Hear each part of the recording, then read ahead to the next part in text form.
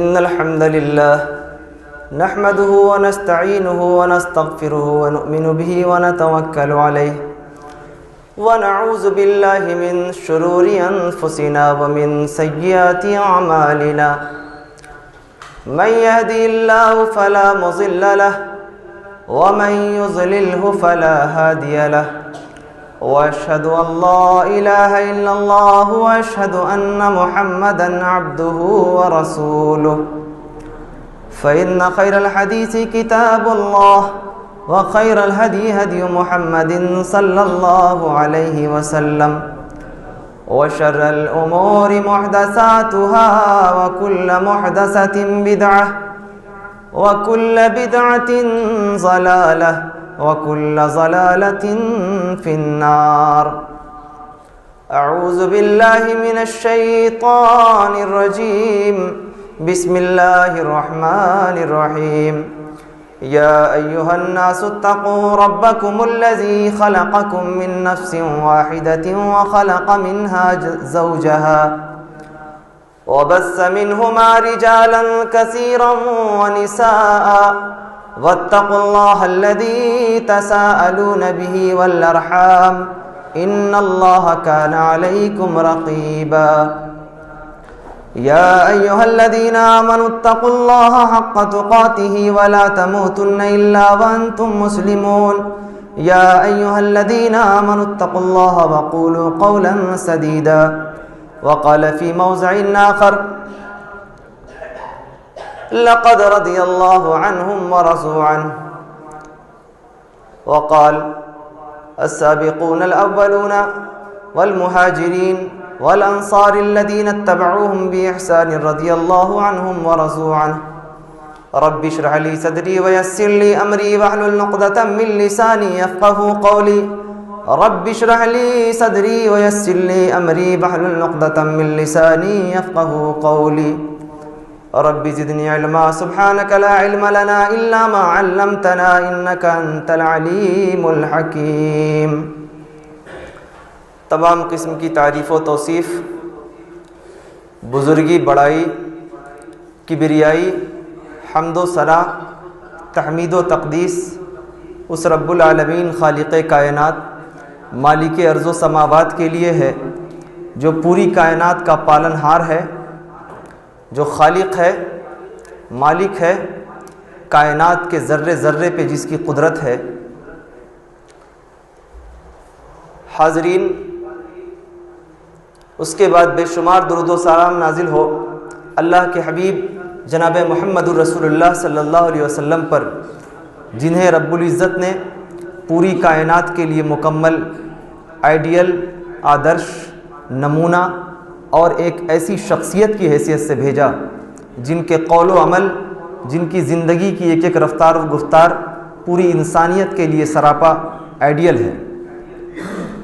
حاضرین، آج کے اس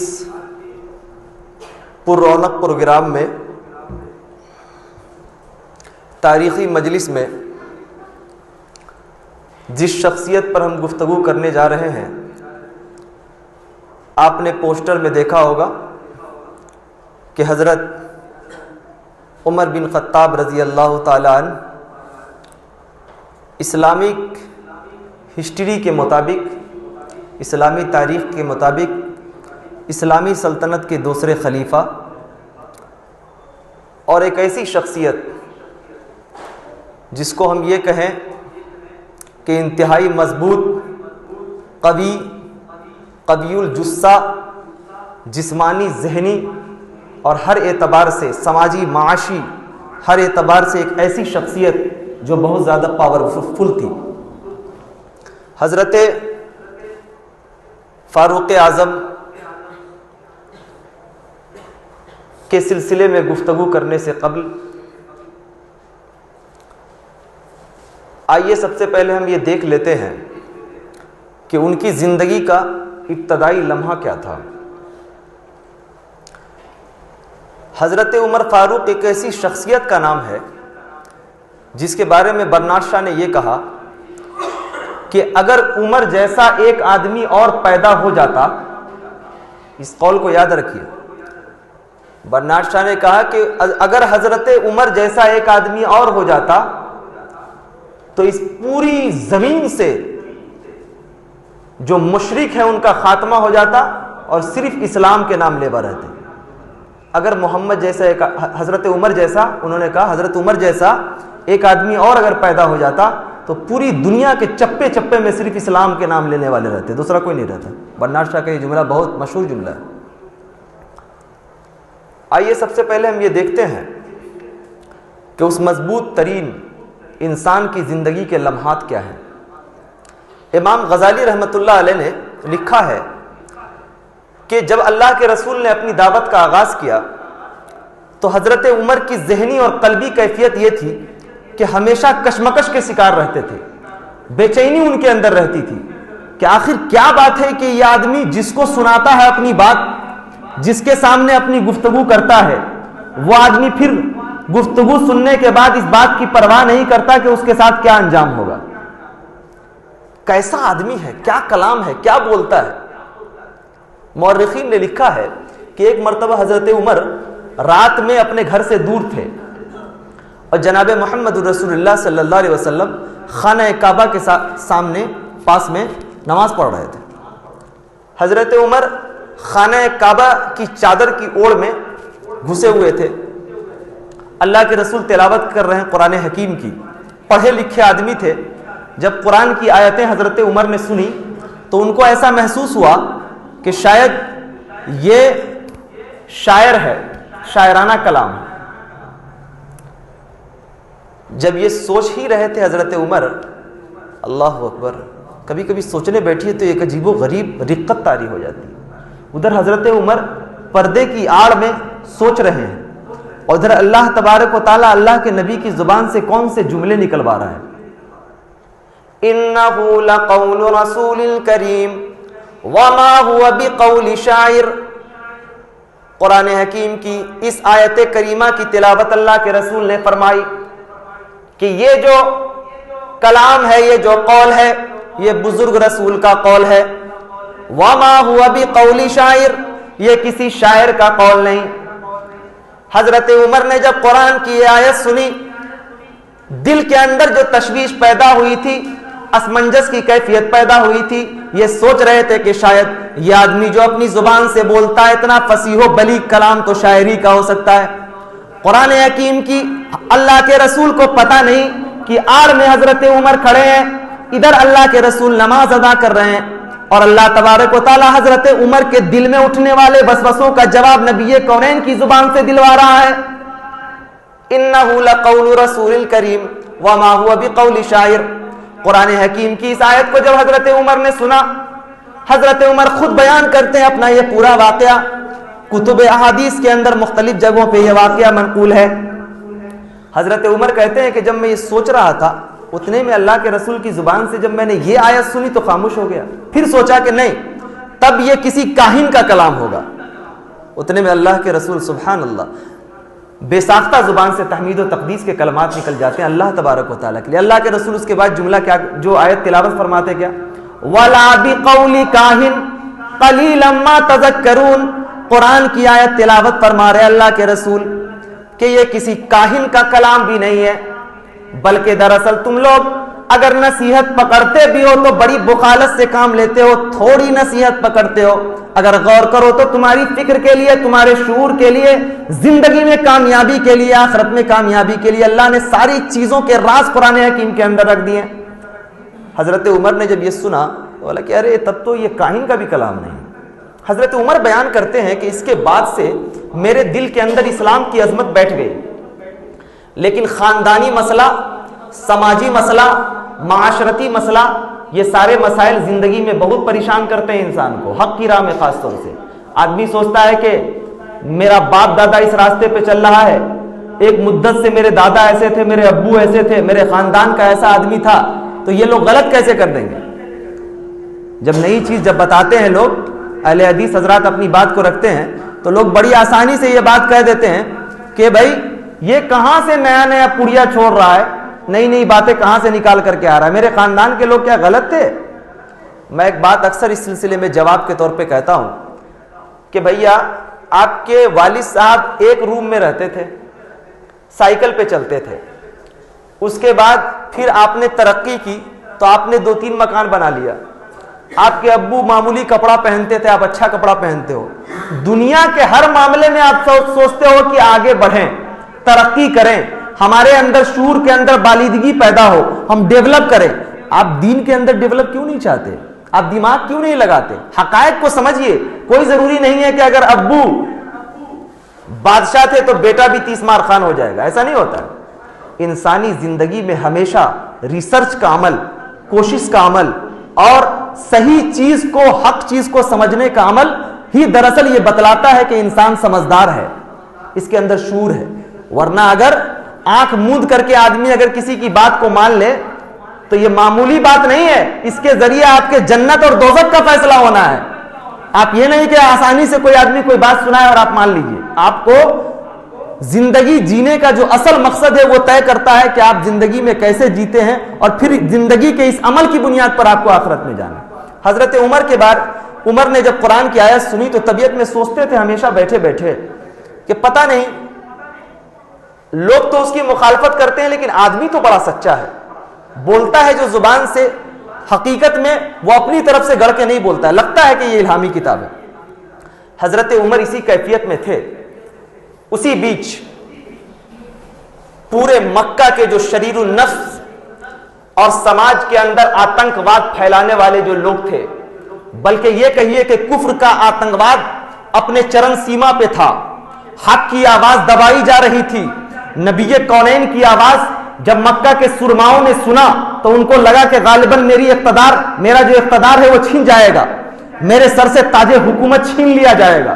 کسی نے یہ سمجھا کہ سماجی اور معاشرتی سطح پر غالباً یہ آدمی بڑا ہونے کے لیے یہ کام کر رہا ہے, جبکہ اللہ کا کام جو کیا جاتا ہے وہ دنیا کمانے کے لیے نہیں کیا جاتا ہے.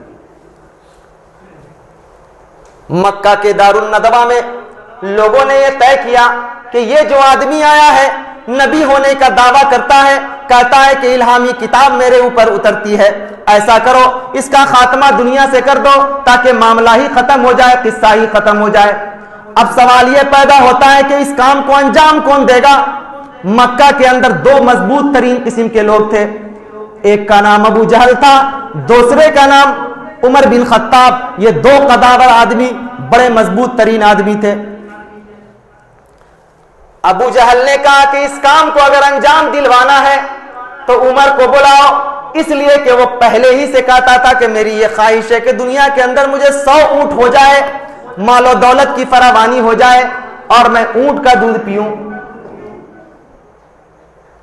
بلایا گیا حضرت عمر کو.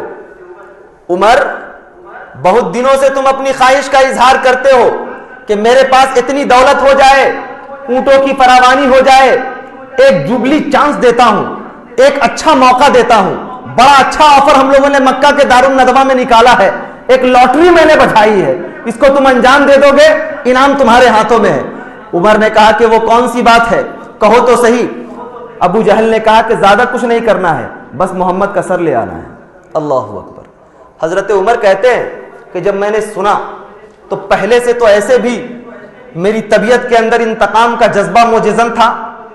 ظاہر ہے پہلے سے جو نظام چل رہا ہے, پہلے سے جو تھیوریاں چل رہی ہیں, پہلے سے جو اصول اور ضابطہ چل رہا تھا, اگر کسی ضابطہ اور کسی قانون اور سماج کے بنائے ہوئے خود ساختہ ماحول کو چینجنگ لانے کے لیے, تبدیلی لانے کے لیے, انقلاب پیدا کرنے کے لیے جب اہل حق کی جماعت ابھرتی ہے تو سب سے زیادہ تکلیف اسی کو پہنچتی ہے جو سماج کے خود کو بہت زیادہ پڑھے لکھے اور بہت زیادہ اپ ٹو ڈیٹ لوگ سمجھتے ہیں خود کو کہ سماج کے ہم ہی لوگ باشعور اور ذمہ دار ہیں, انہی لوگوں کو تکلیف پہنچتی ہے. عمر کو تو پہلی سے ہو رہا تھا کہ بھائی یہ آدمی پتہ نہیں لوگوں کو بہکا رہا ہے, کیا کہہ رہا ہے. حضرت عمر بیان کرتے ہیں کہ میں نے تہیہ کر لیا کہ اب اس کو چھوڑوں گا نہیں. حضرت عمر ننگی تلوار لے کر نکل پڑے. حضرت عمر جیسا جلالی آدمی مکہ کی گلیوں سے گزرتا تھا, لوگ اپنے گھروں سے نکل کر گھر کی دہلیز پر کھڑے ہو جاتے. کیا بات ہے, کیا آج عمر بڑا جلالی نظر آ رہا ہے؟ چہرے پر جو پیشانی ہے اور چہرے کے آثار بتا رہے ہیں کہ عمر کسی بڑے کام کو انجام دینے جا رہا ہے. عمر بڑی تیزی سے نکلے, ہاتھ میں ننگی تلوار, یہ حدیث کی مختلف کتابوں کے اندر امام غزالی، علامہ ابن جوزی وغیرہ سب نے نقل کیا ہے۔ حضرت عمر نکل رہے ہیں، اچانک ایک مسلمان سے ملاقات ہوتی ہے، کہتے ہیں حضرت عمر کہاں جا رہے ہو؟ عمر کہاں کا قصد ہے، کہاں کا ارادہ ہے؟ عمر کہتے ہیں آج میں نے تہیہ کر لیا ہے کہ وہ جو شخص نبی ہونے کا دعویٰ کرتا ہے آج میں اس کے سر کو تن سے جدا کر دوں گا۔ حضرت عمر کی بات جب اس موحد مسلمان نے سنی تو حضرت عمر سے یوں مخاطب ہوئے، اے عمر بعد میں تم محمد کی خبر لینا، پہلے اپنے بہنوئی اور بہن کی تو خبر لے لو۔ عمر چونکے، سوچنے لگے کہ یہ کون سی بات سن رہا ہوں، بولا کیا بات ہے؟ کہا کہ وہ بھی تمہارے بھائی، تمہارے بہنوئی اور تمہاری بہن بھی اسی دین پر چل نکلی ہے، اسی اسلام کو اس نے قبول کر لیا ہے۔ عمر کو اندر سے شوق لگا، طبیعت کے اندر جھٹکے کا احساس ہوا، سوچنے لگے کہ جس دین کے خاتمے کے اعلان کرنے کے لیے اور جس دین کو ختم کرنے کے لیے، جس دین کے نبی کا خاتمہ کرنے کے لیے میں نکلا ہوں، اللہ اکبر، یہ کیا معاملہ ہے کہ اسی دین کے اوپر میری بہن اور میرا بہنوئی بھی عمل کر رہا ہے۔ غصے سے اور اتاولا ہو گئے، طبیعت کے اندر انتقام کا جذبہ سر ابھارنے لگا۔ حضرت عمر جو راستہ نبی کونین کی طرف جا رہا تھا وہ راستہ مڑ گیا اور حضرت عمر پہنچے اپنی بہن اور بہنوئی کے گھر۔ دروازے پہ دستک دینے سے پہلے دیکھا کہ اندر سے قرآن کی آواز آ رہی ہے۔ حضرت عمر کا غصہ اور آسمان پہ چڑھ گیا، دستک دیا۔ حضرت خباب بن عرط رضی اللہ تعالیٰ عنہ دونوں کو قرآن کی تلاوت کر کے سنا رہے تھے، قرآن کی تعلیم دے رہے تھے۔ دروازے پہ دستک ہوئی، اندر سے آواز آئی، کون؟ کہا کہ میں عمر۔ حضرت خباب بن عرط پردے میں ہو گئے، چھپ گئے۔ دروازہ کھولا گیا، عمر نے کہا کہ یہ کون سی آواز آ رہی تھی؟ سنا ہے کہ تم لوگوں نے اس نئے نبی کے دین کو قبول کر لیا ہے۔ بہنوئی نے کہا کہ ہاں میں نے قبول کر لیا۔ حضرت عمر نے بری طرح سے بہنوئی کو مارنا شروع کر دیا۔ دین کے راہ پر چل رہے ہیں تو کون کون سی اذیتیں ہو رہی ہیں۔ جب دیکھا کہ شوہر کی پٹائی ہو رہی ہے، شوہر کو بے دردی سے میرا بھائی مار رہا ہے، بہن سامنے آ گئی اور سامنے آنے کے بعد کہا عمر تم نہیں مار سکتے میرے شوہر کو۔ غصے میں اتاولے حضرت عمر نے اپنی بہن کے رشتے کو بھی نہیں سمجھا، اس تقدس کو بھی پامال کر دیا، تماچا اٹھایا۔ بعض روایتوں کے مطابق کہ تلوار کا آخری حصہ حضرت عمر کی بہن کی پیشانی کو چھو کر کے گزر گیا، پیشانی سے خون کے فوارے چھوٹ پڑے، چوٹ لگی، اندر سے ایمانی جذبہ اور ابھر کر کے باہر آ گیا۔ کہا جاتا ہے اسلام کی فطرت میں قدرت نے لچک دی ہے، اسلام کی فطرت میں قدرت نے لچک دی ہے، تم جتنا دباؤ گے اتنا ہی یہ ابھرے گا۔ عمر نے تلوار چلائی تھی، سوچا تھا کہ معاملہ ڈاؤن ہو جائے گا، یہ پریشر ختم ہو جائے گا، لیکن جب تلوار حضرت عمر کی بہن کو چھوتی ہے، پیشانی سے خون کا قطرہ نکلتا ہے، ایمانی حرارت سے، ایمانی قوت سے لیس ہو کر آنکھ کو پورے طور پہ چڑھا کر کے بھائی سے مخاطب ہوتی ہے، عمر آج کی تاریخ میں اگر تم میرے جسم کے ٹکڑے کر دو، میں نے جس دین کو قبول کر لیا اس سے میں پھر نہیں سکتی ہوں۔ عمر سوچنے لگے اللہ اکبر، جس بہن نے آج تک مجھ سے کبھی آنکھ ملا کر کے بات کرنے کی جرت نہ کی، جس بہن نے میرے سامنے کھڑے ہونے کی جرت نہ کی، عمر کے روب اور دبدبا کو پورا مکہ تسلیم کرتا ہے، عمر کی طاقت کو ہر آدمی تسلیم کرتا ہے، باہر تو باہر گھر کے آدمی بھی مجھ سے ڈرتے ہیں۔ آج کون سی دولت مل گئی ہے کہ میری بہن مجھ سے آنکھ ملا کر کے، یعنی عمر جیسے قوی الجثہ آدمی کی آنکھوں میں آنکھ ڈال کر کے بات کرنے کی جرت کر رہی ہے۔ حضرت عمر پریشان کہ آخر وہ کون سی طاقت پل بھر میں مل گئی ہے کہ یہ لوگ اس درجہ اتنے مضبوط ہو گئے اندر سے۔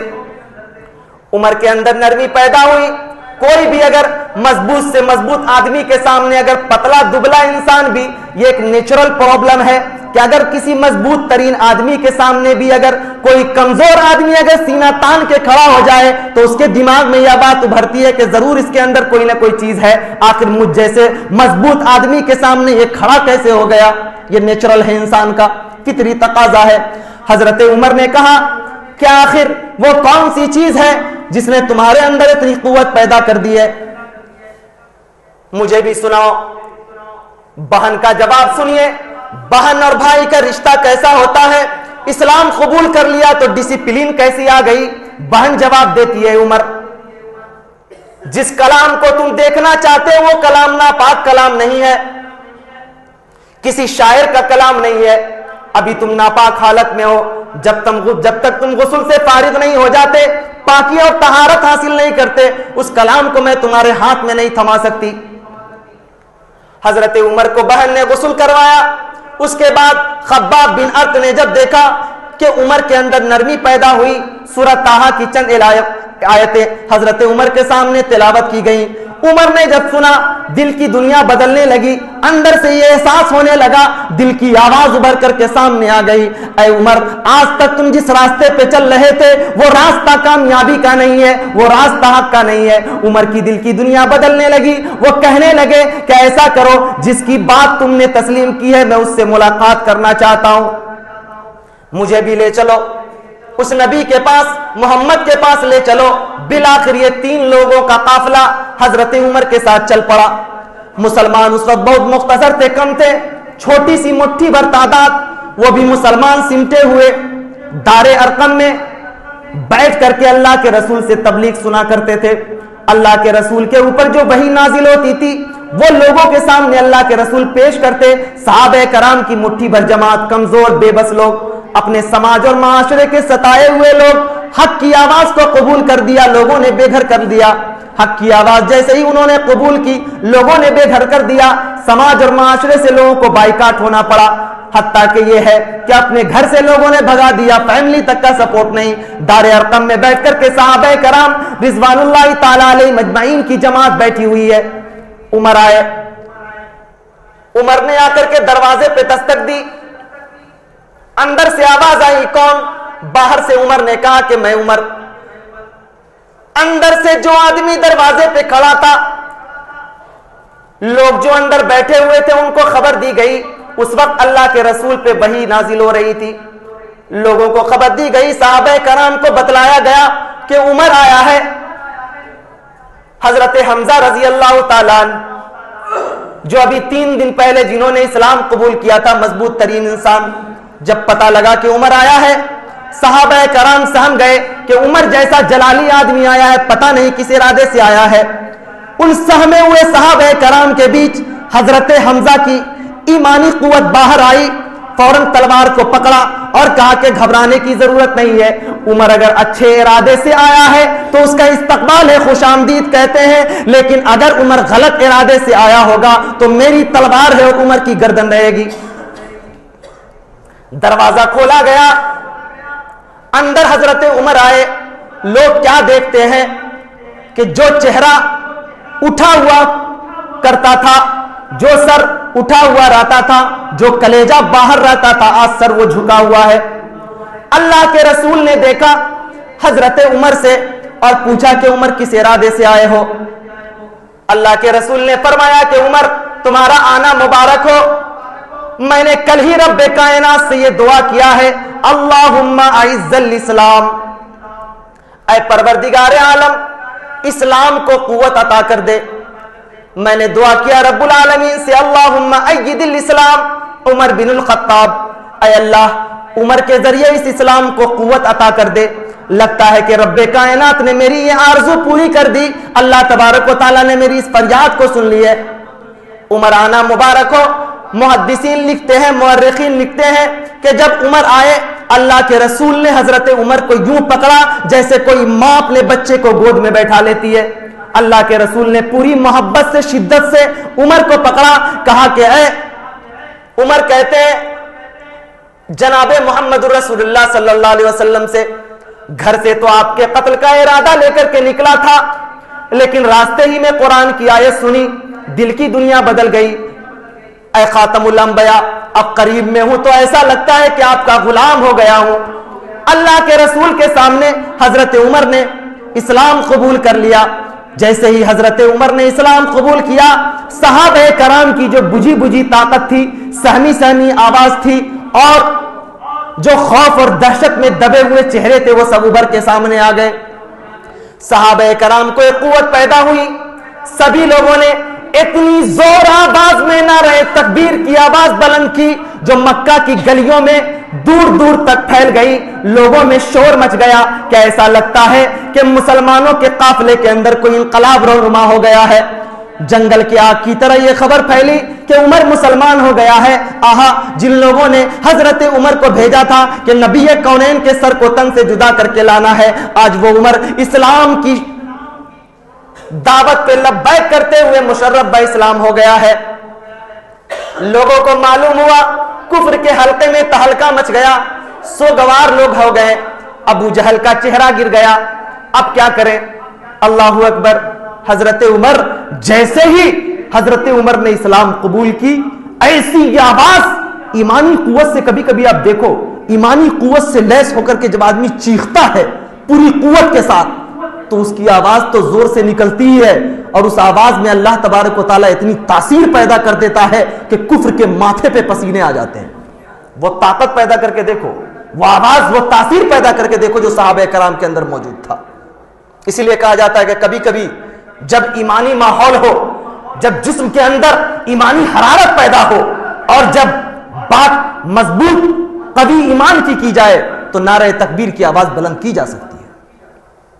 حضرت عمر نے جب اسلام قبول کیا، اللہ کے رسول نے دعا میں مانگا تھا حضرت عمر کو.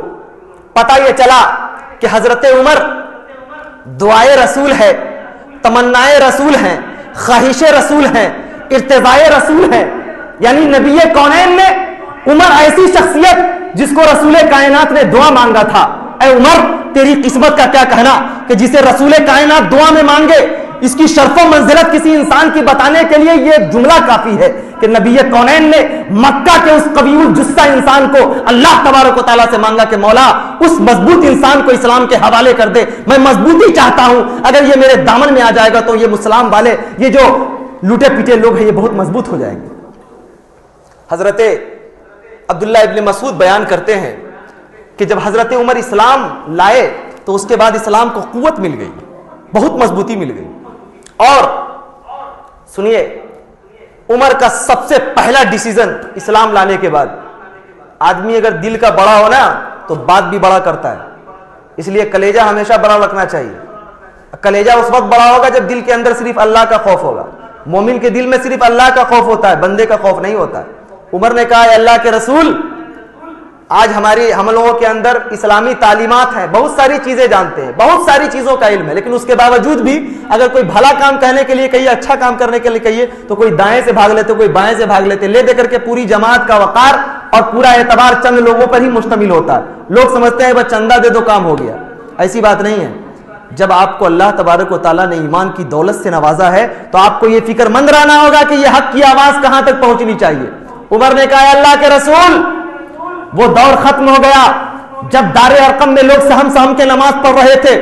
وہ دور ختم ہوا جب اللہ کے رسول دار ارقم ایک محدود کمرے کے اندر اسلام کی دعوت دے رہے تھے. وہ دور ختم ہو گیا جب اللہ کے نبی اپنی بات چند لوگوں پہ بتا رہے تھے. وہ دور ختم ہو گیا جب صحابہ کرام ڈرے ہوئے تھے. وہ دور ختم ہو گیا کہ جب صحابہ کرام سہمے ہوئے تھے. وہ دور ختم ہو گیا جب لوگ اپنی آواز کو بلند کرتے ہوئے ڈر محسوس کر رہے تھے. آج عمر مشرف با اسلام ہو گیا ہے. اس لیے اے اللہ کے رسول، چلیے آپ میرے ساتھ چل کر کے کعبے میں نماز ادا کیجئے.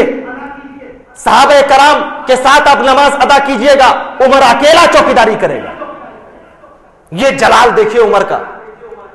حضرت عمر کی جب یہ بات اللہ کے رسول نے سنی، ظاہر ہے کہ اگر کسی لڑکھڑاتے ہوئے انسان کو راستے میں اگر وہ چل رہا ہے، کوئی ضعیف آدمی ہے، ایک مثال دیتا ہوں، اگر وہ لڑکھڑا رہا ہے، بعض لوگ سڑکوں پہ کھڑے ہوئے لوگ کتنے لوگ ہنسنے لگتے ہیں، لیکن اگر کوئی آدمی نوجوان، کوئی سمجھدار نوجوان دوڑ کے جائے، فوراً اس کو کاندھا دے دے، کتنی قوت ہوتی ہے اس آدمی کو، کتنی خوشی ہوتی ہے.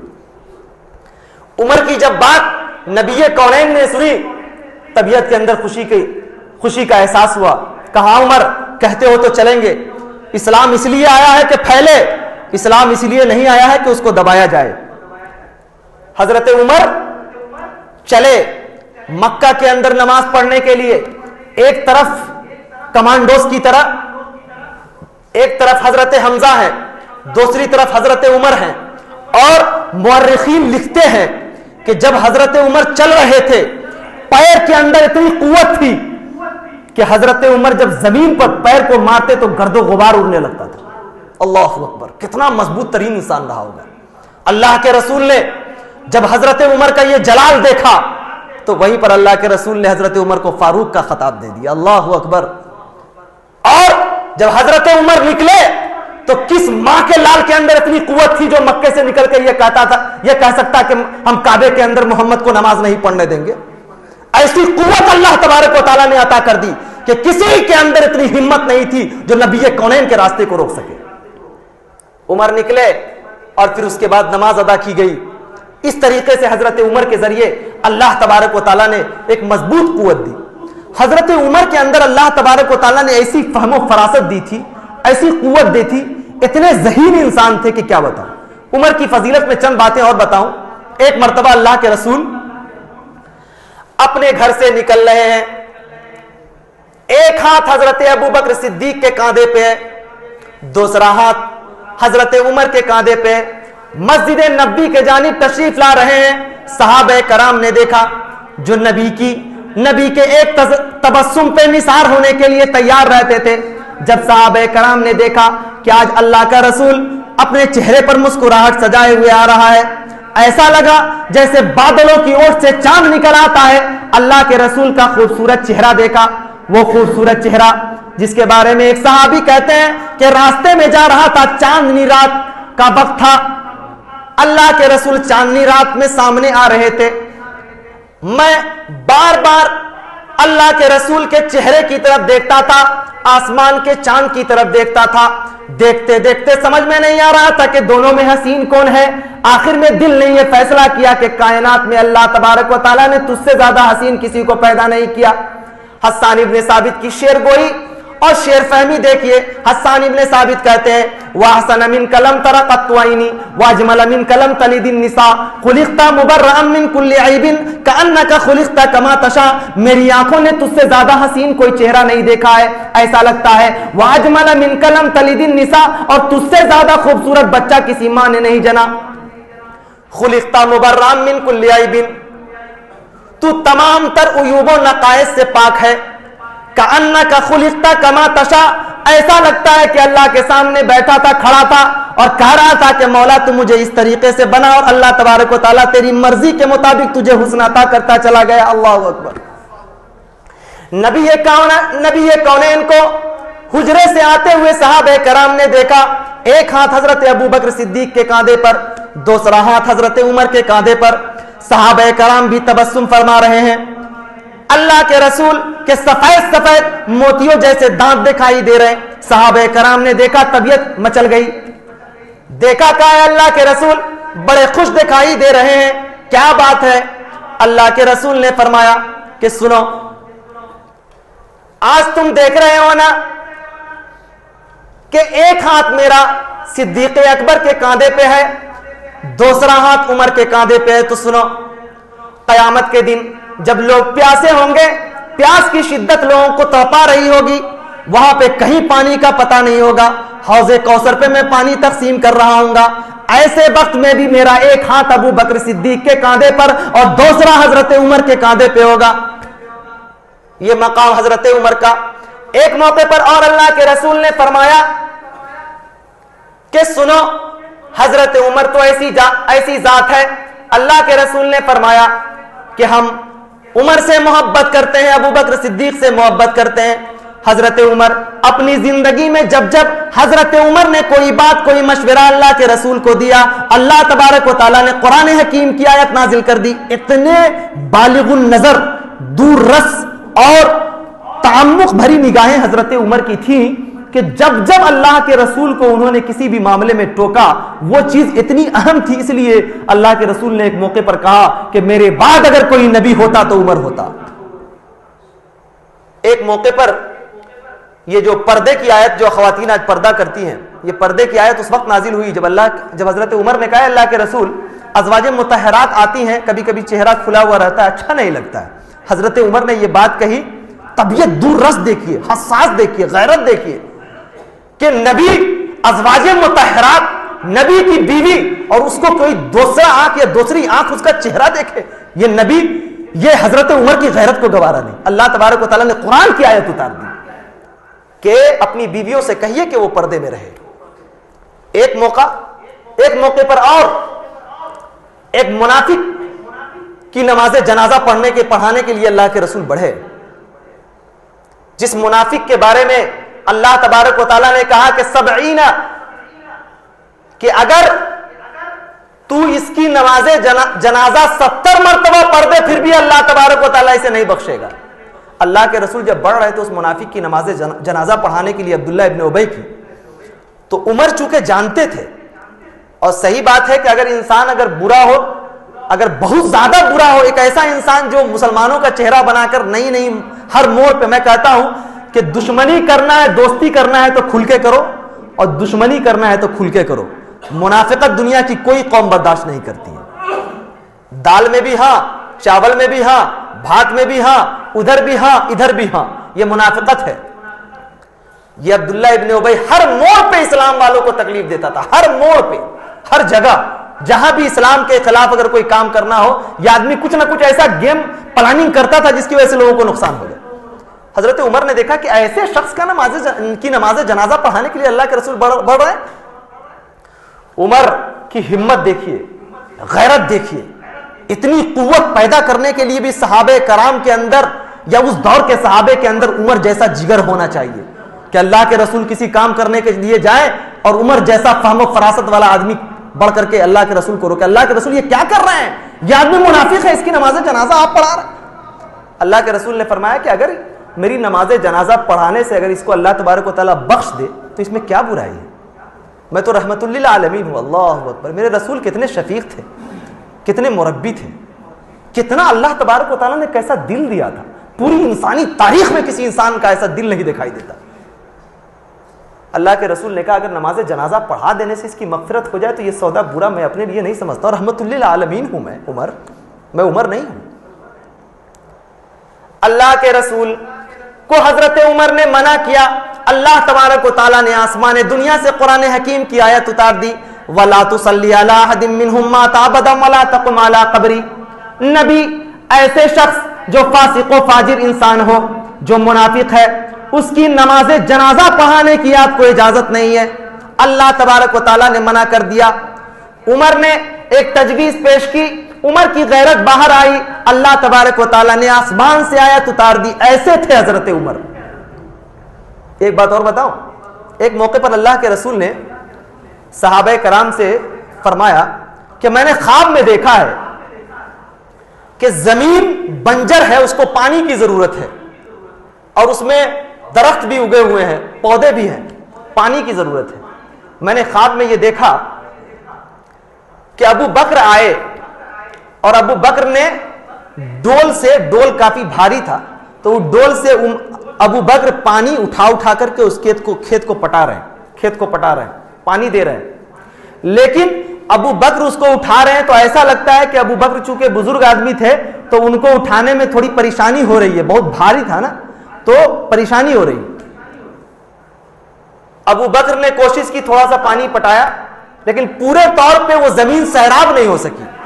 اتنے میں نے دیکھا کہ عمر آئے، اور عمر نے ڈول سے پانی یوں نکالنا شروع کیا جیسے لگتا تھا کہ کوئی مشین سے نکالا جا رہا ہے، اور عمر نے اتنے بھاری ڈول کو، آج کل کے زمانے کی طرح پلاسٹک اور دوسری چیزوں کو، اس زمانے میں بہت بھاری ڈول ہوا کرتا، حضرت عمر نے پانی پٹانا شروع کیا، پانی پٹایا، اور اتنی تیزی میں پٹایا کہ وہ کھیت لبالب ہو گیا، پانی باہر نکلنے لگا۔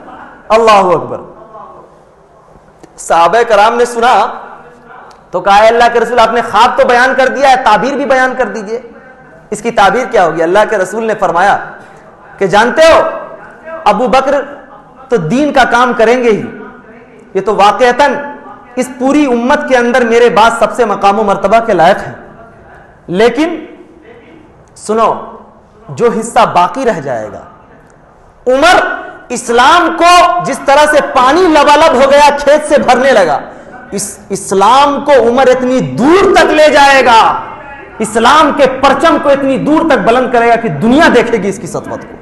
اللہ اکبر۔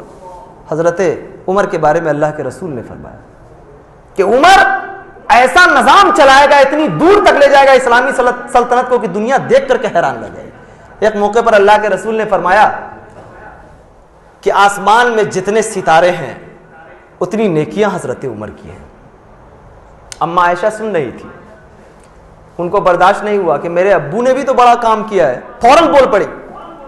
حضرت عائشہ تھوڑی شوق تھی, اللہ کے رسول سے بہت کلوز تھی, بڑی محبت تھی. عائشہ بول پڑی, اے اللہ کے رسول, عمر کی ساری نیکیاں جب آسمان کے ستارے کے بارے میں ہے تو میرے ابو کے بارے میں کیا خیال ہے؟ میرے ابو نے تو آپ کو بہت کام دیا ہے. بالکل ایک دم بھولا سا معصوم سا چہرہ بنا کر کے بولتی, میرے ابو کے بارے میں کیا خیال ہے؟ اللہ کے رسول تبسم فرمایا, عائشہ تم سے برداشت نہیں ہوتا ہے, تمہارے ابو کی نیکیاں تو ایسی ہے, تمہارے ابو نے وہ ایک رات جو میرے ساتھ انہوں نے غار میں گزارا, اور وہ لمحہ جس میں انہوں نے بچھو نے ڈنک مارا اور وہ اس میں دبائے رہے اپنے پیر کو, انگلیاں انہوں نے ٹھوس کر کے رکھی, ڈنک مار لیا لیکن حرکت نہیں کیے, اس ایک رات کی نیکیاں عمر کی ساری نیکیوں پہ بھاری ہے. اللہ اکبر. حضرت عمر ایک مقام و مرتبہ کے انسان تھے, ایک بڑے انسان تھے.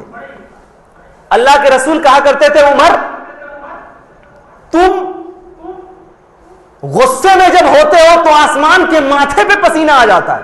اللہ اکبر. عمر جب تم کسی راستے سے جاتے ہو تو شیطان اپنا راستہ بدل دیتا ہے. اور عمر اتنے جلالی انسان تھے, آپ کو جان کے حیرت ہوگی کہ جب عمر گلی سے گزرتے تھے تو بچے جو گلی میں کھیلنے کودنے والے بچے ہوتے تھے نا, وہ ڈر اور خوف سے بھاگ کر کے اپنی ماں کی گود میں سمٹ جاتے تھے, عمر آ رہے ہیں. اتنے جلالی انسان تھے. اللہ اکبر. کتنا رعب اور دبدبہ اللہ تبارک و تعالیٰ نے عمر کو دیا تھا.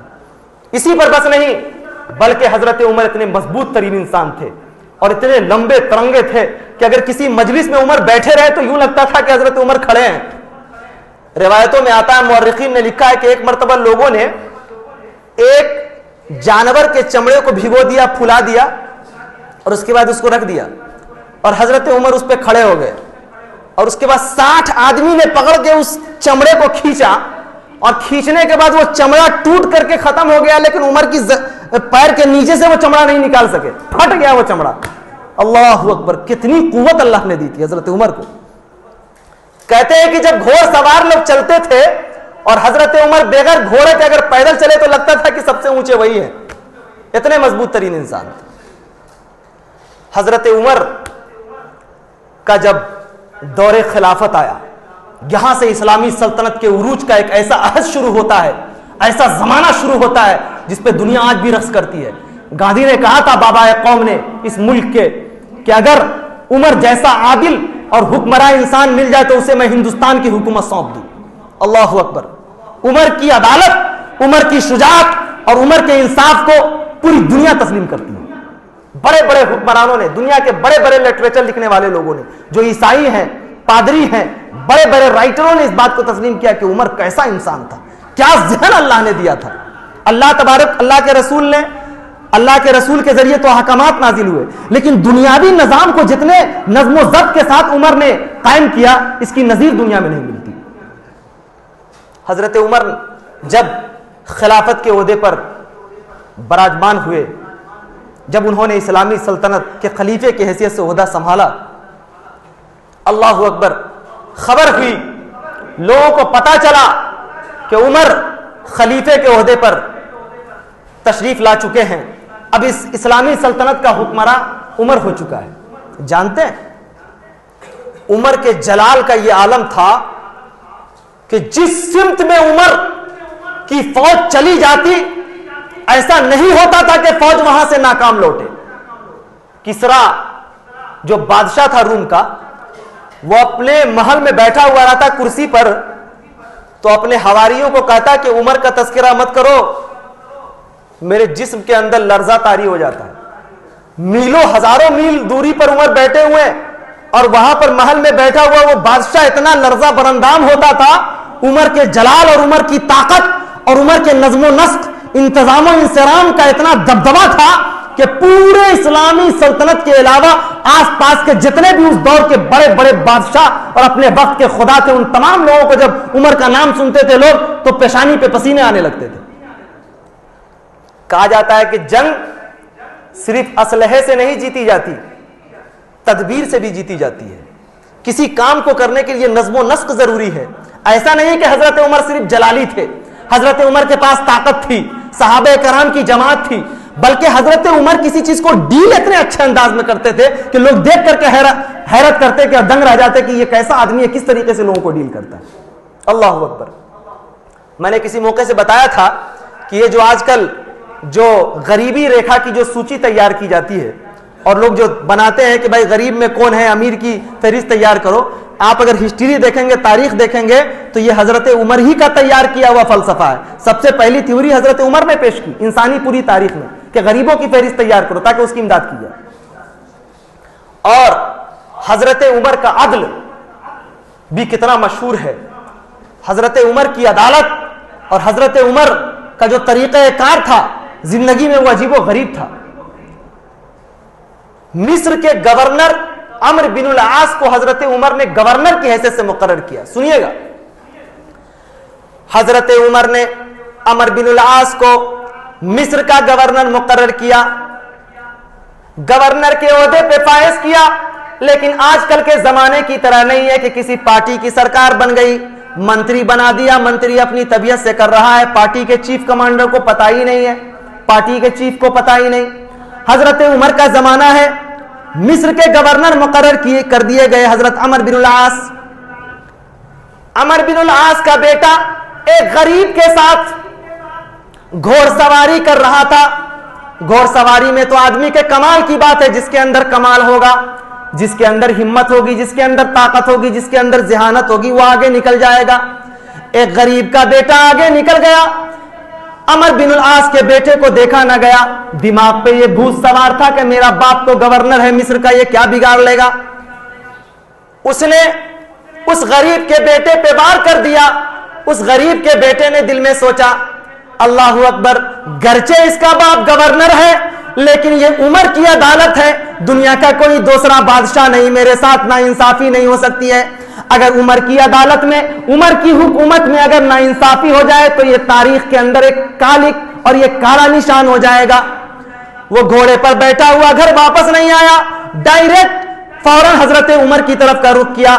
میلوں کی مسافت طے کر کے حضرت عمر کی بارگاہ میں آیا. عمر نے دیکھا کہ ایک اجنبی انسان ہے، ملاقات ہوئی، سلام کلام کیا. اس کے بعد اس نے کہا اے حضرت عمر، آپ کی حکومت ہے، آپ کی خلافت ہے، مجھے ایسا نہیں لگتا کہ آپ کے رہتے ہوئے کسی کے ساتھ ناانصافی ہوگی. اے عمر، میرے ساتھ ایسا ہوا ہے جس کی توقع نہیں کی جا سکتی تھی. حضرت عمر نے کہا کہ سیدھے پوائنٹ پہ آؤ، واقعہ بیان کرو، کیا ہوا. اس نے بتایا کہ حضرت عمر، وہ جو مصر کا گورنر ہے نا، اس کا بیٹا میرے ساتھ گھوڑ سواری کر رہا تھا. گھوڑ سواری میں تو آدمی کی اپنی اپنی قسمت کی بات ہے، اپنی اپنی مہارت کی بات ہے. میرا گھوڑا آگے نکل گیا، گورنر کے بیٹے نے میرے اوپر وار کر دیا ہے. حضرت عمر نے جب سنا تو آنکھیں سرخ ہو گئیں، پیشانی پہ بل آنے لگے. فوراً فوج کو حکم دیا کہ جاؤ مصر کے اندر جو بادشاہ ہے اس کے بیٹے کو گرفتار کر کے لاؤ. فوج آگے بڑھی، جیسے ہی 2 قدم آگے بڑھی پھر پیچھے سے حضرت عمر گرجے، بولے سنو سنو، صرف بیٹے کو گرفتار کر کے مت لانا، ساتھ میں باپ کو بھی لیتے آنا. غلطی بیٹے کی، باپ کو بھی گرفتار کرنے کا آرڈر مل چکا ہے گورنر کو. اللہ اکبر. ایک گورنر چاہے کسی بھی خطے کا ایک پاورفل انسان ہوتا ہے، اس پہ انگلی اٹھانا. آپ دیکھیے پارٹی کا جو چیف ہوتا ہے، اپنی پارٹی میں رہنے والے کسی بھی قد آور مضبوط قسم کے نیتا پہ آسانی سے کمنٹ نہیں کرتا ہے. لیکن حضرت عمر نے کہا کہ جاؤ اس لڑکے کو تو گرفتار کر کے لانا، باپ کو بھی گرفتار کر کے لاؤ. حضرت عمر کا حکم پہنچے اور اسلامی سلطنت کے اندر رہنے والا کوئی آدمی واپس نہ آئے، اس کا سوال ہی پیدا نہیں ہوتا. حضرت عمر کا حکم پہنچا، باپ اور بیٹے دونوں گرفتار کر کے لائے گئے. حضرت عمر بیٹھے ہوئے ہیں، عمر کی عدالت لگی ہوئی ہے، آسمان و زمین گواہ ہے، صحابہ کرام رضوان اللہ تعالی علیہ مجمعین کی آنکھیں دیکھ رہی ہیں. حضرت عمر نے اس غریب کے بیٹے کو کہا کہ سنو، جس طریقے سے اس لڑکے نے تمہیں مارا ہے، عمر سامنے بیٹھا ہوا ہے، اسی طریقے سے تم اس لڑکے کو بھی مارو. اور سنو، صرف لڑکے کو مت مارنا، ساتھ میں اس کے باپ کو بھی مارو. عمرو بن العاص نے جب سنا تو وہ بول پڑے احتجاج کے لیے، اے حضرت عمر، غلطی تو میرے بیٹے نے کی ہے، میں اس کی مخالفت نہیں کرتا ہوں، لیکن اے عمر، میں نے تو کوئی غلطی نہیں کی ہے، آخر میرے اوپر یہ قہر کیوں نازل ہو رہا ہے.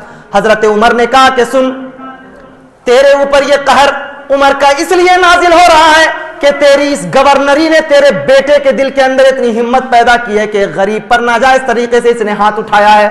اس کے دل کے اندر اگر گورنر کے بیٹے ہونے کی حیثیت سے جذبہ پیدا ہو گیا، اس کا مطلب یہ ہے کہ تیری تربیت میں کمی ہے، تو نے اپنے بیٹے کی تربیت صحیح انداز میں نہیں کی ہے۔ اگر تو نے اپنے بیٹے کو بتایا ہوتا کہ اے میرے بیٹے، میں اگر کسی عہدے پہ بیٹھا ہوا ہوں تو یہ اسلام کی امانت ہے، یہ قرآن والوں کی امانت ہے، میں اس کے ساتھ ناانصافی نہیں کر سکتا، اے میرے بیٹے میرے عہدے کی وجہ سے تم غرور و تکبر میں مبتلا مت ہو جانا، اے میرے بیٹے اسلام کے خلاف سرکشی مت کرنا، اے میرے بیٹے کسی غریب پہ ظلم نہ کرنا۔ اگر تو نے اپنے بیٹے کی تربیت صحیح انداز میں کی ہوتی تو تیرا بیٹا یہ جرت پیدا نہیں کرتا۔ عمر کی حکومت کے اندر یہ ظلم ہو جائے ایسا ہو ہی نہیں سکتا۔ جب حضرت عمر کا جواب سنا، عمر بن العاص نے خاموش ہو گئے، شزدر رہ گئے۔ عمر کے سامنے بولنے کی جرت کہاں، بڑے بڑے آسمان کے ماتھے پہ پسینے آ جائے، شیطان راستہ بدل دے اور عام آدمی کیا بولے، خاموش ہو گئے۔ حضرت عمر کا جواب سننے کے بعد عمر بن العاص رضی اللہ تعالیٰ عنہ خاموش ہو گئے۔ مصر کے گورنر ہیں، اتنے بڑے عہدے پہ فائز، لیکن اللہ اکبر خاموش ہیں۔ جب خاموش ہو گئے تو اس لڑکے نے دیکھا کہ اللہ اکبر، عمر اتنا عادل انسان ہے۔ اس لڑکے نے کہا کہ ایسا کرتا ہوں میں اپنی طبیعت سے ان کو معاف کر دیتا ہوں۔ اے عمر مجھے یقین ہو گیا کہ تیری خلافت میں کسی کے سامنے تیری خلافت میں رہتے ہوئے کسی کے ساتھ ظلم نہیں ہو سکتا۔ اس نے ہاتھ کو بلند کیا، کہا اے مولا کائنات، جب تک اسلامی سلطنت کے اندر ایسے حکمراں رہیں گے اسلامی سلطنت کو کبھی زوال نہیں آ سکتا۔ آج کل کے لوگوں کی طرح نہیں ہے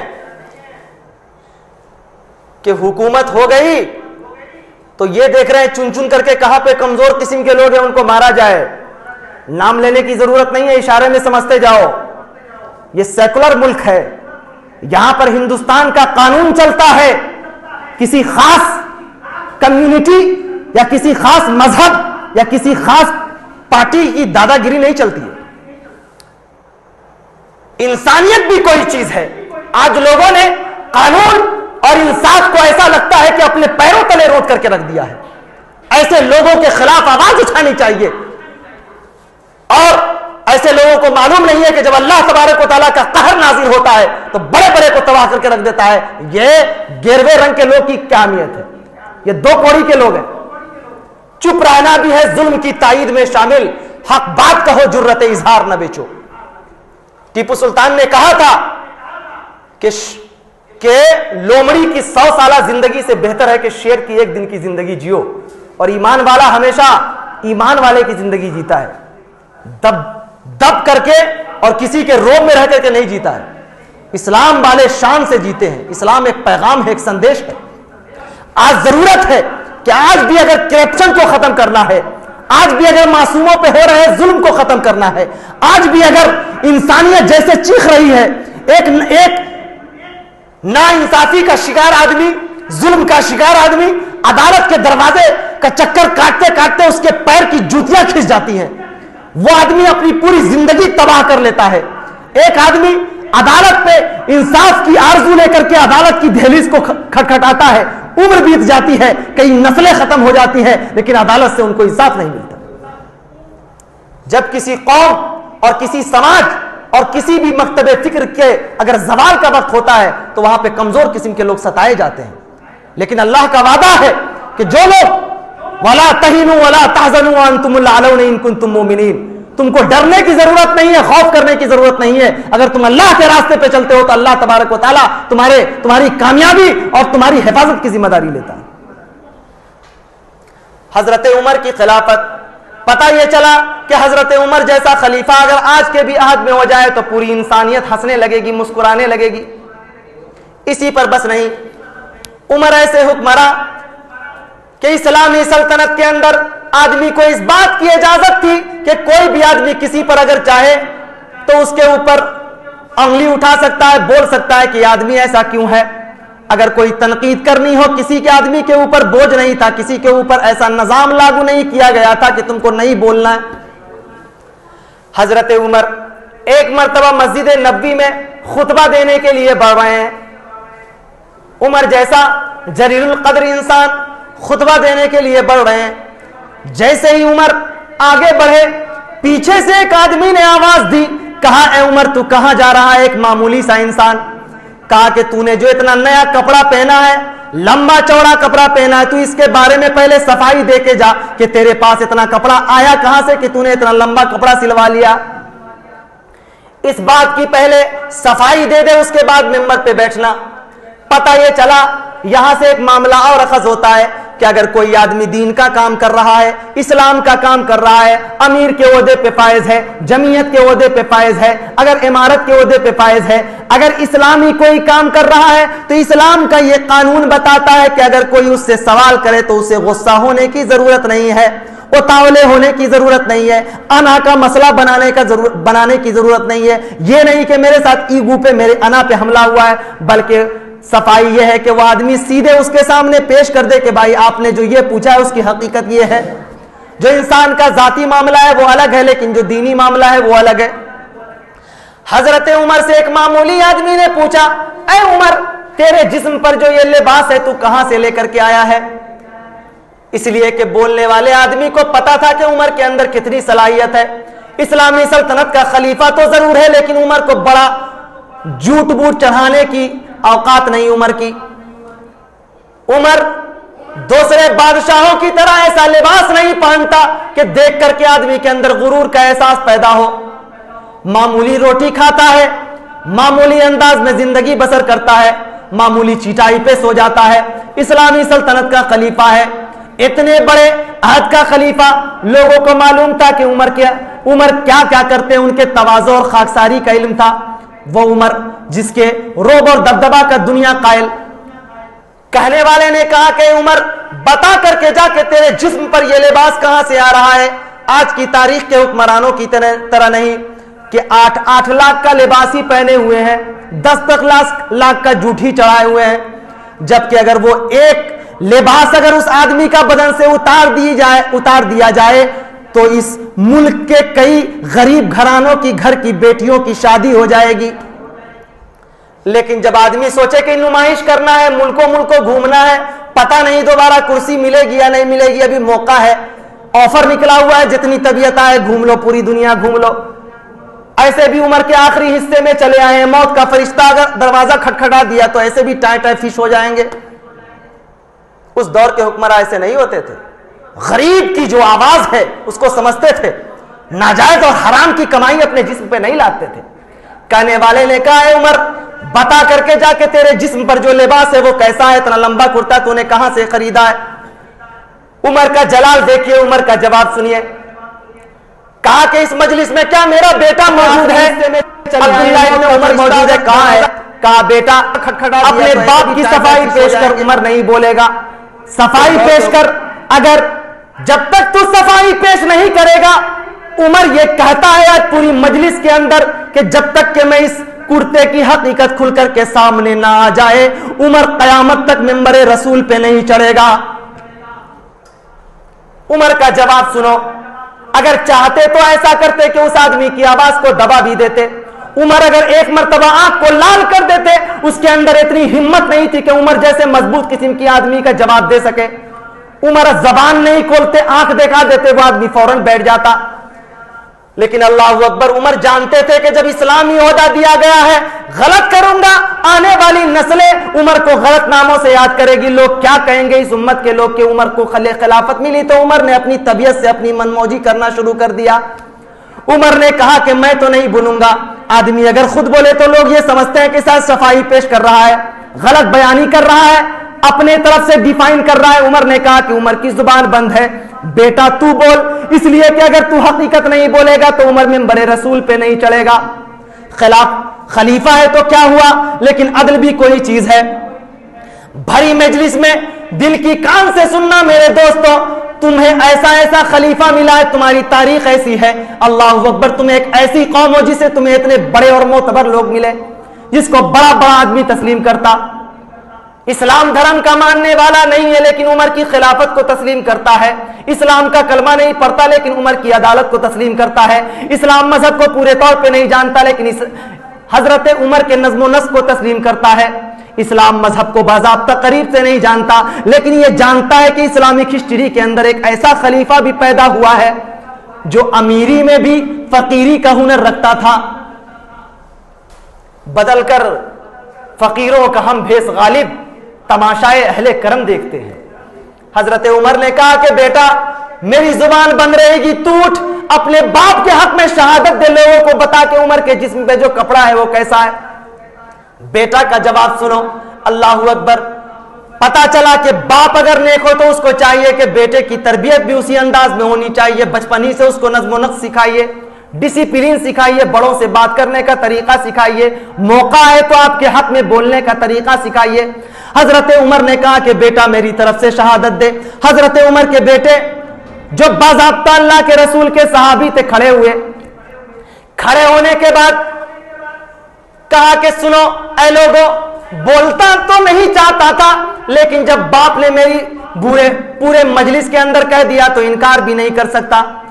حضرت عبداللہ ابن عمر بیان کرنے لگے کہ اے لوگوں سنو، میرے باپ کے پاس صرف پہننے کے لیے ایک ہی کپڑا تھا، اسی کپڑے کو میرا باپ دھوتا تھا اور دھو کر کے پہنا کرتا تھا۔ اللہ اکبر۔ آگے کا جملہ سنو تو کلیجہ پھٹ جائے۔ بیٹے نے کہا کہ سنو، اور اگر کلیجے کے اندر سننے کی طاقت ہے تو سن لو کہ اسلامی سلطنت کا خلیفہ میرا باپ کیسے رہتا ہے۔ بیٹے نے کہا کہ سنو، آج تم نے میرے باپ سے سوال ہی کر دیا ہے تو ایک بیٹے کا جواب سنو۔ حضرت عمر کے بیٹے نے کہا کہ اے لوگوں، میرے باپ کے جسم پہ کپڑا تو ایک ہی تھا لیکن اور آگے سنو، اس جسم کے کپڑے کے اوپر اتنے پیوند لگے ہوئے تھے، اتنے زیادہ پیوند تھے کہ پورے کپڑے میں اور پیوند لگانے کی ضرورت نہیں تھی۔ اللہ اکبر۔ کہا کہ میرے باپ کے جسم پہ جو کپڑا تھا اس کپڑے میں اتنی بھی جگہ نہیں تھی کہ اگر وہ کپڑا پھٹ جائے تو اور پیوند لگایا جائے۔ اللہ اکبر۔ اسلامی سلطنت کا خلیفہ اور پیوند لگے ہوئے کپڑوں میں پہن کر کے اسلامی سلطنت چلا رہا ہے۔ کہا کہ سنو، میرے باپ کو جو کپڑا ملا تھا وہ کم تھا، میں نے اپنا کپڑا دے دیا ہے۔ باپ اسلامی سلطنت کا خلیفہ اور بیٹے کے کپڑے کا محتاج ہو رہا۔ اللہ اکبر۔ سنو تو طبیعت اندر سے رونے لگتی کہ اسلام نے کیسے کیسے جلیل القدر خلیفہ کو پیدا کیا۔ یہ صرف اسلام کے ماننے والوں کا جگر ہو سکتا ہے کہ ایسے لوگ پیدا ہو۔ دنیا کی کوئی تاریخ ایسی نہیں ملتی انسانی تاریخ میں، چاہے وہ دنیا کا کتنا بڑا مذہب کا ماننے والا انسان ہو، خود کو بڑا سمجھتا ہو، لیکن اپنے کسی بھی قائد کی ایک بھی مثال نہیں پیش کر سکتا۔ کہا کہ میرے باپ کے پاس پہننے کے لیے کپڑا نہیں، اس لیے میں نے اپنا کپڑا دے دیا، اس لیے حضرت عمر نے یہ لباس تیار کیا، تیرے سامنے کھڑا ہے۔ بولنے والے سائل نے جو سوال کیا تھا زبان بند ہو گئی، خاموش سے بیٹھ گئے۔ اس کے بعد حضرت عمر ممبر رسول پہ چڑھے، خطبہ دیا۔ اللہ اکبر۔ کیسا منظر رہا ہوگا۔ ادنا ادنا سی باتوں پہ لوگ تنقید کرتے لیکن غصہ نہیں ہوتے، آرام سے بڑی محبت کے ساتھ وہ بتا دیتے، اس لیے کہ جب آدمی جتنا بڑا ہوتا ہے، کہیں میں نے پڑھا تھا کہ آدمی جتنا مشہور ہوتا ہے دنیا میں اس کے چھپنے کی جگہ اتنی کم ہوتی ہے، آدمی جتنے بڑے عہدے پہ ہوتا ہے اس پہ سوالات بھی اتنے ہی ہوتے ہیں، لوگ پوچھتے بھی ہیں ان کے بارے میں اتنے ہی زیادہ، ان پہ انگلیاں بھی اتنی زیادہ اٹھائی جاتی ہے۔ اس لیے جب بڑے عہدے پہ جاؤ تو بڑا کلیجہ بھی پیدا کرو، بڑا دل بھی پیدا کرو، اگر کوئی تم سے سوال کرے تو خوش دلی سے سوال کرو۔ اس لیے کہ کسی شاعر نے کہا کہ میں کوئی دھول نہیں راستے کا پتھر ہوں، میں کوئی دھول نہیں راستے کا پتھر ہوں، یہاں سوار بھی پیدل اتر کے چلتے ہیں، کہ میں کوئی دھول نہیں ہوں راستے کا پتھر ہوں، سوار بھی گزرے گا تو اس کو پیدل اتر کے چلنا پڑے گا۔ کلیجہ بڑا کرو، کوئی آدمی سوال کرے تو اس کو جواب دو، مطمئن کرو، غصے مت ہو جاؤ، اس لیے کہ تمہاری تاریخ اور تمہارا جو پورا رشتہ ہے اس قوم کے اس مضبوط ترین قائدین سے جڑتا ہے، جس قوم کے قائدین کی پوری تعریف پڑھ کے بڑے بڑے لوگ ڈول جاتے ہیں، ہل جاتے ہیں کہ کیسا دماغ حضرت عمر کو اللہ نے دیا تھا۔ اللہ اکبر۔ ایسے لوگوں کو اسلام نے اپنی گود میں پرورش کی ہے۔ اور سنو گے تو حیران رہ جاؤ گے، عمر کا واقعہ یہیں پہ ختم نہیں ہو جاتا، اگر عمر کی زندگی کے واقعات کے ایک عناصر کو اگر بیان کیا جائے تو آدمی دھل جائے۔ حضرت عمر ہے، آخری وقت آتا ہے، ایک مجوسی آدمی نے حضرت عمر کو بھیگے ہوئے خنجر سے، زہر آلود خنجر سے حضرت عمر کو نماز فجر ادا کرنے کے لیے جا رہے تھے۔ حضرت عمر نے اللہ تبارک و تعالیٰ سے دعا کی تھی، اے مولا اگر عمر کو موت دینا تو شہادت کی موت دینا۔ لوگوں نے پوچھا کہ اے عمر، مدینے میں رہ کر کے، مکہ کے آس پاس میں رہ کر کے، اسلامی سلطنت میں رہ کر کے آپ شہادت کی تمنا کرتے ہیں، اے عمر آج تو اسلام کا غلغلہ اتنی دور تک چلا گیا ہے, اتنی دور تک اسلامی سلطنت پھیل گئی ہے کہ تجھے کون مارے گا. تیرے تو روب اور دبدبا کا معاملہ یہ ہے کہ بڑے بڑے لوگ کسرا کے بادشاہ بھی اگر سنے تو اس کے جسم پہ لرزہ طاری ہو جائے. اے عمر یہ کون سی تمنا کر رہے ہیں؟ لیکن ایک مومن کی تمنا کیا ہوتی ہے؟ اللہ اکبر. عمر نے اللہ سے دعا کی, مولا کائنات عمر خلیفہ ضرور ہے, اسلامی سلطنت دور تک پہنچ گئی ہے, لیکن اے اللہ اگر عمر کو موت دینا تو شہادت کے منصب پہ فائز کرنا. عمر شہادت کی موت مرنا چاہتا ہے. اللہ اکبر. وہ دن بھی آ گیا. کیسے کیسے ناپاک قسم کے لوگ گھومتے رہتے تھے. بہت سارے اچھے سماج میں بھی کچھ ایسے لوگ گھومتے رہتے ہیں جو مسلمانوں کے بیچ اور دینی معاملات میں دوریاں پیدا کرتے رہتے. ایک مجوسی کو دشمنان اسلام نے تیار کیا کہ عمر کی وجہ سے اسلامی سلطنت بڑھتی چلی جا رہی ہے. دور دور تک لوگ عمر کا نام سن کے کانپ رہے ہیں, ایسا نہ ہو کہ اسلام دنیا کے چپے چپے میں پہنچ جائے. گویا اس کا وہ خدشہ درست تھا جس کو برناس شاہ نے کہا کہ عمر جیسا ایک آدمی اور پیدا ہو جائے تو دنیا کے اندر صرف اور صرف محمد کے نام لینے والے رہ جائیں گے, دنیا کے اندر دوسرا کوئی مذہب نہیں رہے گا. حضرت عمر کے قتل کا فیصلہ کیا گیا, مارنے کا فیصلہ کیا گیا. لولو نام کا ایک غلام تیار کیا گیا مجوسی, زہر میں بھیگا ہوا ایک خنجر اس آدمی نے تیار کیا. عمر صبح میں فجر کی نماز ادا کرنے کے لیے جا رہے ہیں. آج کے کمانڈروں کی طرح, آج کے ذمہ دارے اور وزیر اعظم کی طرح نہیں کہ اگر چل رہے ہیں تو پہلے ہی سے 4 کلومیٹر دوری تک راستہ صاف ہو جاتا ہے. اور غریب بیچارہ اگر کوئی ایمبولینس میں کھڑا ہوا مریض آدمی انتظار کرتا کرتا ہوا اگر 2 گھنٹے میں مر جائے تو بیچارے وزیر اعظم یا وزیر اعلیٰ کو کوئی پرواہ نہیں, آج کل کے حکمرانوں کو کوئی پرواہ نہیں, آسانی سے لوگ راستے کو رکوا دیتے ہیں. لیکن عمر کو دیکھیے, فجر کی نماز پڑھنے کے لیے جا رہے ہیں. عمر ایک معمولی چادر میں لپٹے ہوئے, چادر اوڑھ کر کے عمر ایک فقیر کی طرح, ایک غریب کی طرح, ایک معمولی مزدور کی طرح عمر نماز فجر ادا کرنے کے لیے جا رہے ہیں. اس مجوسی نے دیکھا کہ عمر جا رہے ہیں, اندھیرے کا فائدہ اٹھایا اور حضرت عمر کو کی آنکھوں سے اوجھل ہو کر کے اور اس انداز میں وار کیا کہ حضرت عمر نہ دیکھ سکے. ایک تو خنجر, اوپر سے وہ زہر میں بھیگا ہوا, حضرت عمر کے جسم میں پیوست ہوا. حضرت عمر بری طرح مجروح ہو گئے. صحابہ کرام کو معلوم ہوا, لوگ دوڑے ہوئے آئے, بھاگے ہوئے آئے کہ اسلامی سلطنت کا خلیفہ ان کے اوپر وار ہو گیا ہے. لوگوں میں ہلچل مچ گئی, لوگ دوڑے ہوئے آئے. حضرت عمر کو جب ہوش آیا, لوگ بیٹھے ہوئے ہیں, بیچ بیچ میں جب بھی ہوش آتا خون کا پھوارا جاری ہے, جسم سے خون نکل رہا ہے. حضرت عمر کی تھوڑی سی آنکھیں کھلی تو کہا کہ اے لوگوں, ہوش تھوڑا آیا, عصر کا وقت تھا, فجر سے عصر کا وقت گزر گیا, موت اور زندگی کی کشمکش میں حضرت عمر اسلامی سلطنت کا خلیفہ ڈول رہا ہے. لوگ سامنے آئے. حضرت عمر جب سامنے لوگوں کو دیکھا تو حضرت عمر نے سوال کیا کہ اے لوگوں, بتاؤ کہ مجھے جو آدمی وار کرنے والا تھا کہیں وہ مسلمان تو نہیں تھا؟ کہیں ایسا نہیں کہ کوئی آدمی مسلمان مجھ سے تکلیف میں مبتلا ہو کر کے اگر کسی نے میرے اوپر وار کر دیا تو عمر اللہ کی عدالت میں مجرم ہو جائے گا؟ اے لوگوں, پہلے مجھے یہ خبر دو کہ مجھے مارنے والا کوئی مسلمان تو نہیں تھا؟ سننے والا نے کہا, اے خلیفۃ المسلمین, مارنے والا آدمی مجوسی تھا, وہ مسلمان نہیں تھا. حضرت عمر اس زخمی حالت میں بھی چہرے پہ تبسم کے آثار دیکھے گئے. اللہ اکبر. کہہ رہے ہیں اگر مارنے والا آدمی مسلمان نہیں تھا تو اللہ نے مجھے اس شہادت کی تمنا تو پوری کر دی, لیکن اگر مارنے والا مسلمان نہیں تھا تو مرنے کے اس موت کے اس وقت میں بھی حضرت عمر کو ملال نہیں ہے موت کا.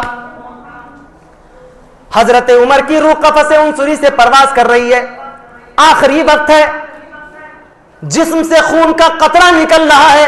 عمر کی آنکھ کھلتی ہے, سامنے صحابہ کرام کی بڑی جماعت بیٹھی ہوئی ہے. لوگ حسرت بڑی نظروں سے اپنے خلیفہ کو دیکھ رہے ہیں کہ کاش اتنی بڑی سلطنت کا حکمراں اللہ تبارک و تعالیٰ انہیں بچا لے. لوگوں کے دلوں میں اپنے اپنے انداز میں لوگ دعائیں کر رہے ہیں. عمر بے ہوشی کی کیفیت طاری ہے. عمر کی آنکھ کھلتی ہے. لوگوں سنو, نماز سے غفلت کرنے والے لوگوں, اذان کی آواز کو سن کر کے بھاگنے والے لوگوں سنو. عمر اس بے ہوشی کی کیفیت میں پوچھتے ہیں کہ اس وقت کیا ہو رہا ہے؟ لوگوں نے کہا کہ عمر عصر کی نماز کا وقت ہو رہا ہے.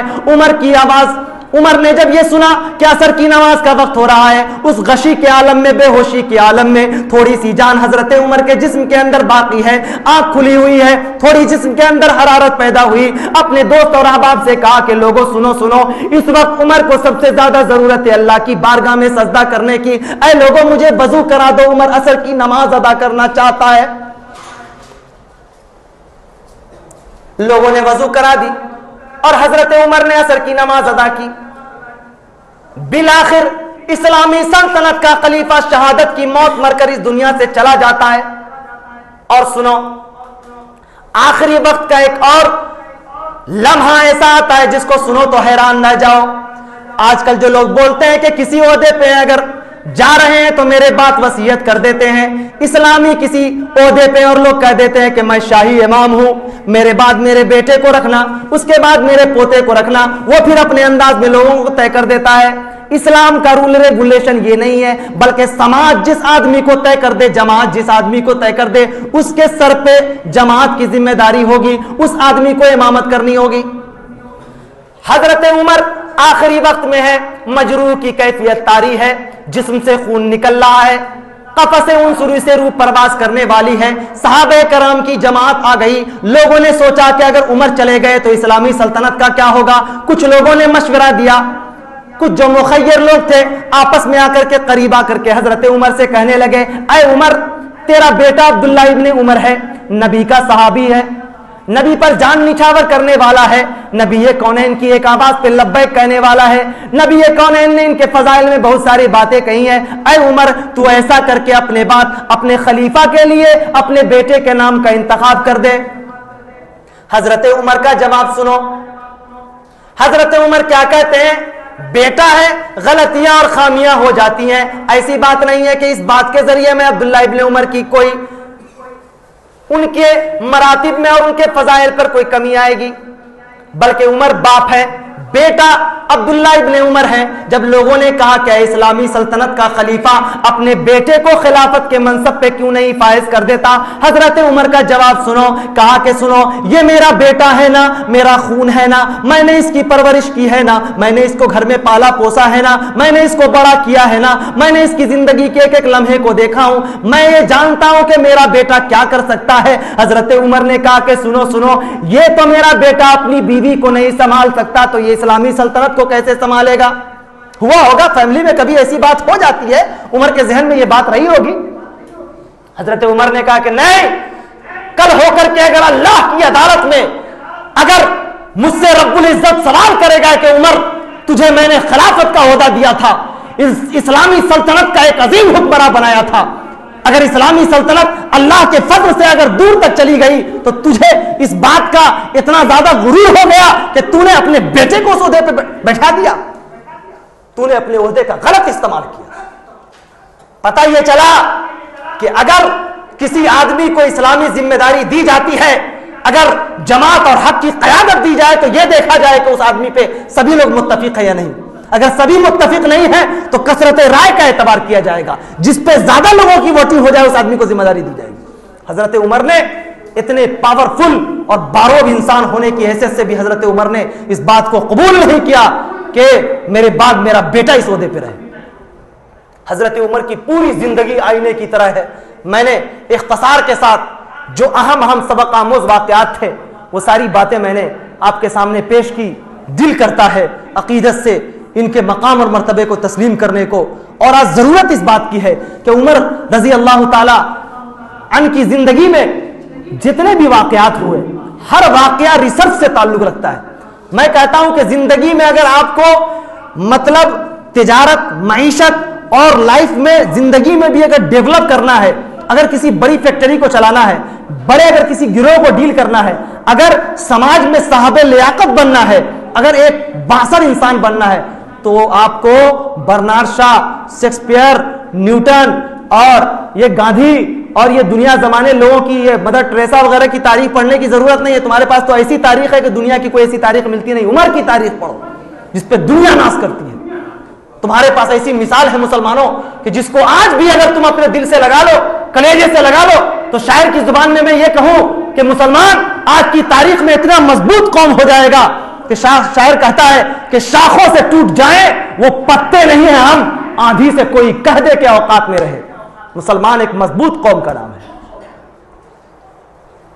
چیتے کا جگر چاہیے، علامہ اقبال نے کہا چیتے کا جگر چاہیے، شاہی کا تجسس، دنیا نہیں مردانے جفا کش کے لیے تنگ، نہیں تیرا نشیمن قصر سلطانی کے گنبد پر، نہیں تیرا نشیمن قصر سلطانی کے گنبد پر، تو شاہی ہے بسیرا کر پہاڑوں کی چٹانوں میں۔ یہ عزم ہونا چاہیے مسلمانوں کے اندر۔ فقیری میں، امیری میں بھی فقیری کی ادا رکھیے۔ آپ کے اندر دولت ہو، ثروت ہو، طاقت ہو، عہدہ ہو، مال ہو، دنیا کی ساری چیزیں ہو، لیکن آپ جب چلیں، آپ جب بولیں، آپ جب گفتگو کریں، آپ جب کام کریں، تو دنیا یہ دیکھے کہ یہ کیسی قوم ہے جو اتنی عظیم قوت، پیسہ، دولت سے لیس ہونے کے باوجود بھی جب اس کی محبت کو دیکھو، جب اس سے بات کرو تو لگتا ہے کہ دل نکال کر کے رکھ دے، جب اس سے گفتگو کرو تو ایسا لگتا ہے کہ اس کے کلیجے سے چمٹ جائے، جب اس سے کلام کرو تو اس کے چہرے کا تبسم کہتا ہے کہ آدمی اندر سے خوش ہے، گرچہ اندر سے غمی ہو، لیکن چہرے پہ کہا جاتا ہے کہ اگر کسی مسلمان سے تم مسکرا کے ملتے ہو، نبی کونین کا فرمان ہے کہ وہ بھی ایک صدقہ ہے۔ اللہ اکبر۔ یہ احساس اور یہ قوت پیدا کرنے کی ضرورت ہے مسلمانوں۔ تردامنی پہ شیخ ہماری نہ جائیو، دامن نچوڑ دے تو فرشتے وضو کریں۔ آدمی کو اگر، علامہ اقبال نے ایک اور موقع پر کہا کہ دنیا کے اندر کوئی بھی قوم اس وقت تک انقلاب برپا نہیں کر سکتی، ان اللہ لا یغیر ما بقوم حتی یغیروا ما بانفسہم۔ اگر آپ چاہتے ہیں کہ آپ کے اندر انقلاب پیدا ہو، آپ کی قوم کے اندر انقلاب پیدا ہو، تو اس کے لیے یہ ضروری ہے کہ اس انقلاب کے لیے سماج، معاشرہ، قوم، قبیلہ اور جماعت کا ایک ایک فرد اٹھ کھڑا ہو، تب جا کر کے وہ قوم مضبوط ہوگی۔ بنیادی طور پر آدمی کو مضبوط ہونے کے لیے خدا نے آج تک اس قوم کی حالت نہیں بدلی، خدا نے آج تک اس قوم کی حالت نہیں بدلی، نہ ہو جس کو خیال خود اپنی حالت کے بدلنے کا۔ آخر میں ایک شعر کہہ کے اپنی بات کو ختم کروں کہ انداز بیاں گرچہ کوئی شوق نہیں ہے۔ دوستو، یہ باتیں جب انسان کے اندر معلومات کے ساتھ جذبہ، احساس اور اندر کی فیلنگ کا جب امتزاج ہوتا ہے، یعنی معلومات جب اندر کی فیلنگ اور اندر کی پوری ایکٹیویٹیز کا جب سنگم ہو جائے، تب جا کر کے اس قسم کے الفاظ نکلتے ہیں۔ اخیر میں دل کی گہرائیوں سے ایک لفظ کہنا چاہتا ہوں، ایک شعر کہنا چاہتا ہوں کہ انداز بیاں گرچہ کوئی شوق نہیں ہے، انداز بیاں گرچہ کوئی شوق نہیں ہے، شاید کہ اتر جائے تیرے دل میں میری بات۔ اللہ سے دعا کرتے ہیں کہ مولا کائنات ہم تمام لوگوں کو سننے اور سمجھنے سے زیادہ ہمیں زندگی میں اسے نافذ کرنے کی توفیق عطا فرمائے، ہماری زندگی کو بدل دے۔ اے مولا، ہمارے معاشرے، قوم کے ایک ایک فرد، ایک ایک جوان کے اندر عمر جیسا دل پیدا کر دے۔ اے مولا کائنات، اسلام سے سچی محبت پیدا کر دے، اسلامی تاریخ سے سچی محبت پیدا کر دے۔ اے اللہ، اس وقت پوری دنیا کے اندر مسلمان بہت مظلوم ہے۔ اے مولا، یہ قوم بہت دور بھاگ چکی ہے۔ اے اللہ، یہ قوم دور جا رہی ہے۔ مولا، ہم تجھ سے فریاد کرتے ہیں، بھیک مانگتے ہیں۔ اے پروردگار عالم، ہماری قوم کے ایک ایک فرد کے خوابیدہ روح کو جگا دے۔ اے مولا، ہماری تہذیب کی حفاظت فرما، ہماری ماں اور بہنوں کی حفاظت فرما۔ اے اللہ، اسلام کے خوگروں کی حفاظت فرما۔ اے اللہ، ہم تم سے دعا کرتے ہیں، فریاد کرتے ہیں، التجا کرتے ہیں۔ اے اللہ، اگر یہ آواز دل کی گہرائیوں سے نکلتی ہے، اے مولا کائنات، ہم پوری دنیا کے مسلمان کے لیے دعا کرتے ہیں۔ اے اللہ، ہمیں سرخرو بنا، ہمیں اسلام کے اندر جو ہمارے دل میں سچی محبت پیدا ہونی چاہیے وہ پیدا کر دے، اسلام کا خوگر بنا دے۔ اقول قولی ھذا استغفر اللہ لی ولکم ولسائر المسلمین۔ السلام علیکم ورحمۃ اللہ وبرکاتہ۔